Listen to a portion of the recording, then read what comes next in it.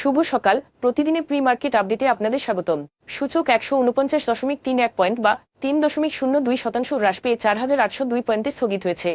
বাজারের লেনদেনের পরিমাণ ছিল 516 কোটি টাকা, যা আগের দিনের তুলনায় 6.05% কম। 2025 সালের প্রথম প্রান্তিকে মার্কিন যুক্তরাষ্ট্রে বাংলাদেশে পোশাক রপ্তানি 26.66% বৃদ্ধি পেয়ে 2.22 বিলিয়ন মার্কিন ডলারে পৌঁছেছে, যা ভারত, ভিয়েতনাম এবং চীনের মতো প্রতিযোগীদের ছাড়িয়ে গেছে। শক্তিশালী মার্কিন চাহিদা এবং প্রাক শুল্ক চালান ছাড়পত্রের কারণে রপ্তানি পরিমাণ 25.24% বৃদ্ধি পেয়েছে। প্রতিযোগিতামূলক মূল্য নির্ধারণ এবং টেকসই উৎপাদন কর্মক্ষমতা বৃদ্ধি পেয়েছে।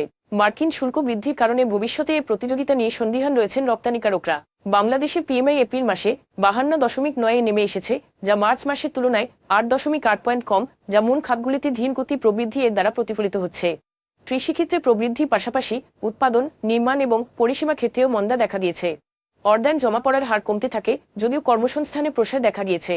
এপ্রিলের রিডিং 50 এর উপরে রয়ে গেছে, যা চলমান থাকলেও একটি ধীর অর্থনৈতিক প্রবৃদ্ধির ইঙ্গিত দেয়। ঢাকার একটি আদালত শেখ হাসিনার সাবেক উপদেষ্টা সালমান এফ রহমান, তার পরিবার এবং সহযোগীদের মালিকানাধীন 94টি কোম্পানির শেয়ার এবং 107টি বিও অ্যাকাউন্ট জব্দ করার নির্দেশ দিয়েছে। 36,000 কোটি টাকা আত্মসাৎ, শেয়ার কারসাজি এবং অর্থ পাচারের অভিযোগে দুদকের একটি আবেদনের প্রেক্ষিতে এই পদক্ষেপ নেওয়া হয়েছে। আদালত তালিকাভুক্ত নয় এমন যেকোনো হোল্ডিং জব্দ করার নির্দেশ দিয়েছে। রেকিট বেনকিজার 2025 সালের প্রথম প্রান্তিকে 1.1% বার্ষিক মুনাফা বৃদ্ধি পেয়ে 15,335 লাখ টাকায় পৌঁছেছে, মূলত 11.05% রাজস্ব বৃদ্ধি অর্থাৎ 1,47,338 লাখ টাকা বৃদ্ধি পাওয়ার ফলে হয়েছে।